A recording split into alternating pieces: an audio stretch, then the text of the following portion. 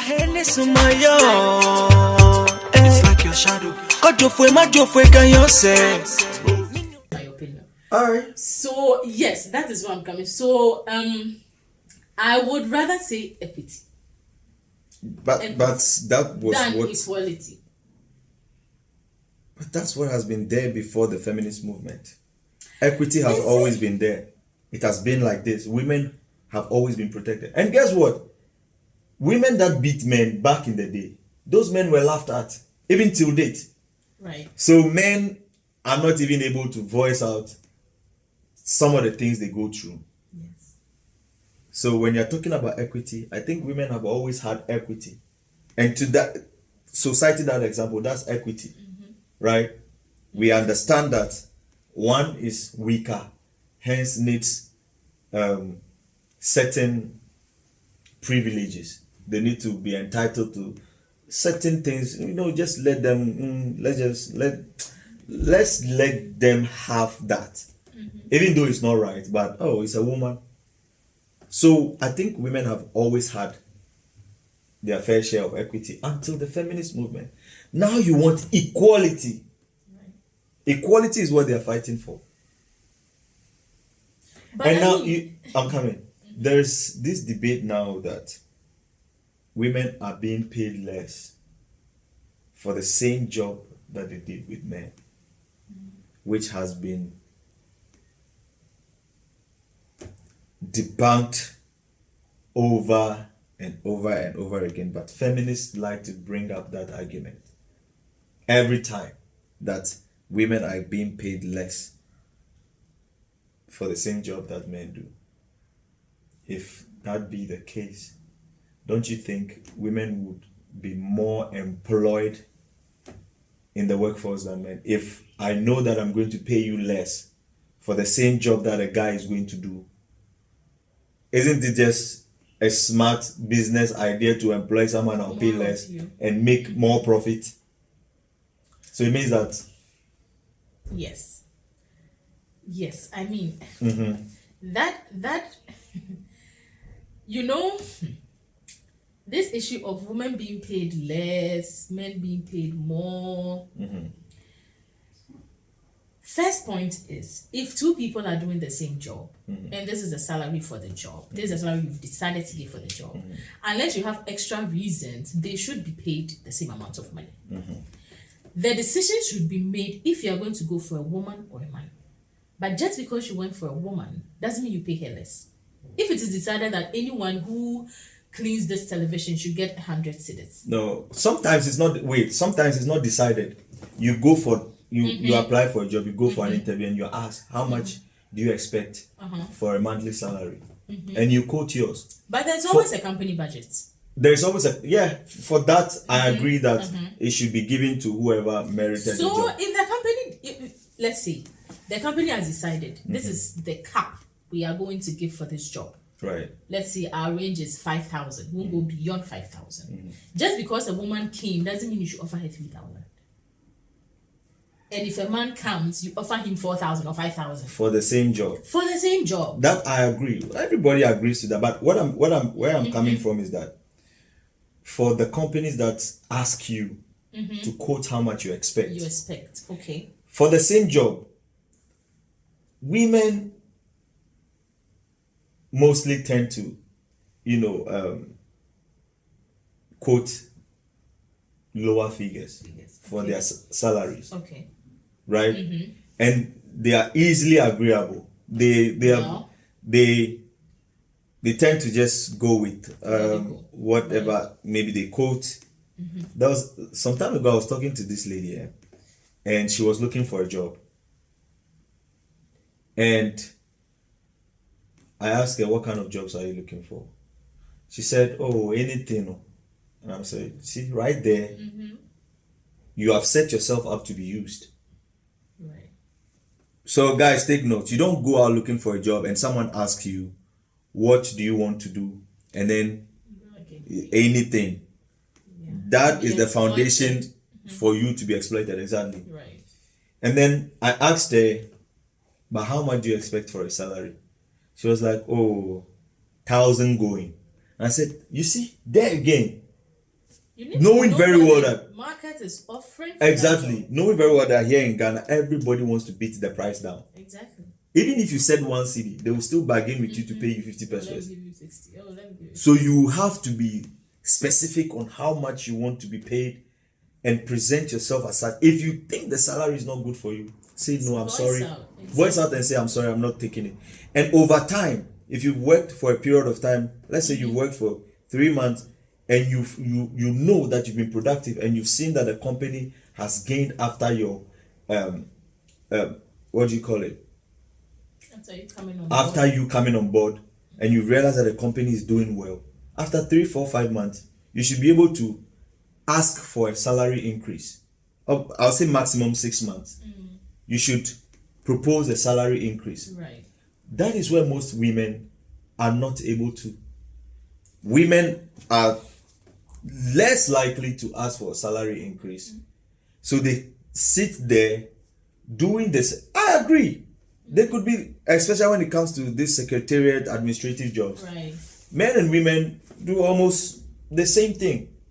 But this is the difference. You don't take that step to ask. Asking for a salary increase is not a, I don't know why, especially here in Ghana. It's almost as it's almost as if it's a taboo. Right. To go to your boss and say, "Oh, boss, I think it's been time. I've put in so much this and that and that. I think it's time for you to, I think it's time that I get a salary increase." Say it in a polite way.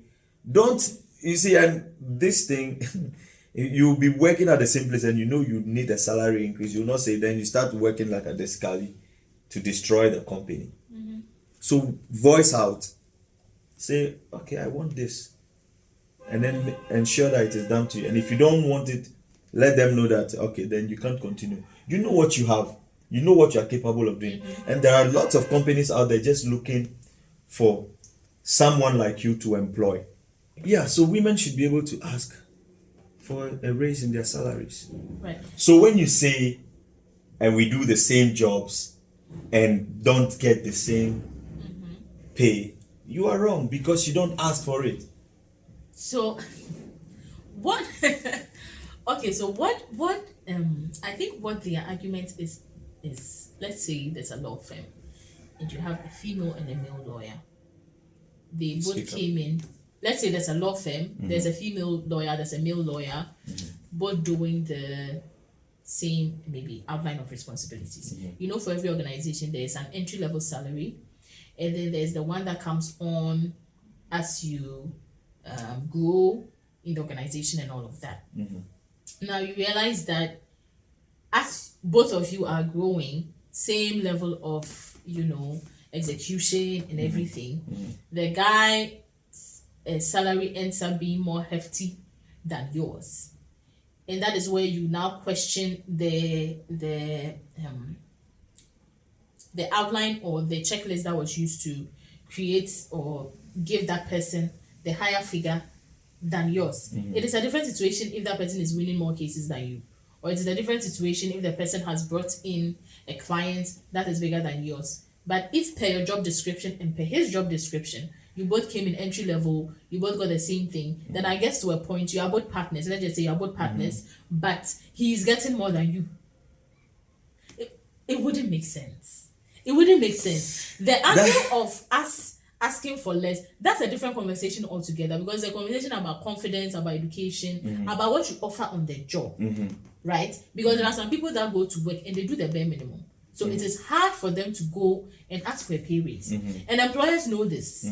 They know the ones that do the bare minimum, and they know the ones that exert themselves. Exactly. So they normally would pay more heed to someone who is actually adding value than someone who is just doing the bare minimum, checking the list of his job descriptions, and then that's it.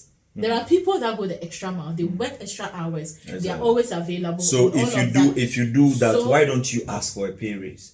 Or if you do that, you should be able to ask for a pay raise. But that is where women are not. That. Exactly. But is that the fault of the company? It's not like the company is putting in deliberate measures to pay women less. Then it means the woman doesn't think she is doing anything extraordinary. Even if she thinks it and she doesn't voice it, your boss is not going to be magical. No, in the where she can't ask, it is because she feels she's not doing anything extraordinary. What if she is, but or she she's doesn't? not confident?